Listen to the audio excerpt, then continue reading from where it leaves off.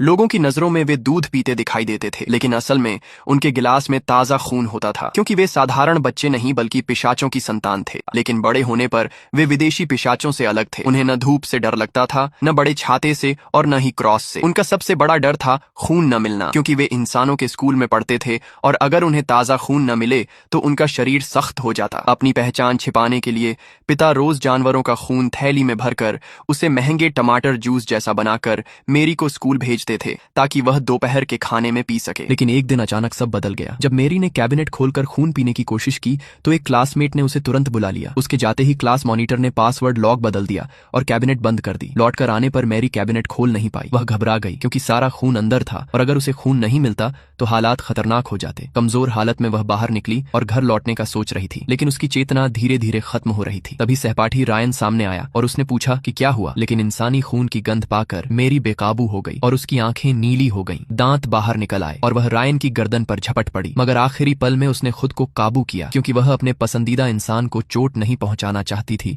और न ही अपनी पहचान उजागर करना चाहती थी। उसने रायन को धक्का दिया और चली गई, लेकिन कुछ कदम बाद ही दूसरे सहपाठी से टकराई और वहीं बेहोश हो गई। वह सहपाठी मेरी को तुरंत मेडिकल रूम ले गया और खून की थैली लाकर दी, जिससे मेरी ठीक हो गई। असल में वह भी पिशाच था और मेरी का बचपन का दोस्त भी। दोनों इस स्कूल में इसलिए थे ताकि पिशाच परिवार का रहस्य ढूंढ सकें जो लाइब्रेरी में छिपा था। शाम को मेरी रायन से मिलने गई और दोपहर की बात समझाना चाहती थी, लेकिन रायन ने अचानक उसकी गर्दन पर झुककर चूम लिया। यह नजारा बचपन के दोस्त ने देख लिया। उसे पता था कि पिशाच इंसानों से मोहब्बत नहीं कर सकते, इसलिए उसने रात को रायन को चेतावनी दी कि मेरी से दूर रहे। बहस झगड़े में बदल गई और इंसान पिशाच से हार गया। अगले दिन रायन चोटिल हालत में स्कूल आया, जिसे देखकर मेरी का दिल टूट गया। जब उसे पता चला कि यह सब बचपन के दोस्त ने किया है तो वह रायन को लेकर उससे बात करने निकली। रास्ते में उन्होंने देखा कि एक बच्चा गुब्बारे से ऊपर उड़कर क्रेन की सीढ़ी में फंस गया है। रायन तुरंत ऊपर चढ़ गया, लेकिन नीचे की रस्सी ढीली हो चुकी थी। बच्चे को बचाने के बाद भारी लोहे का बॉक्स नीचे गिर पड़ा। रायन ने झटके में मेरी को धक्का देकर बचाया, लेकिन खुद जाल में फंसकर लकड़ी से टकराकर बेहोश हो गया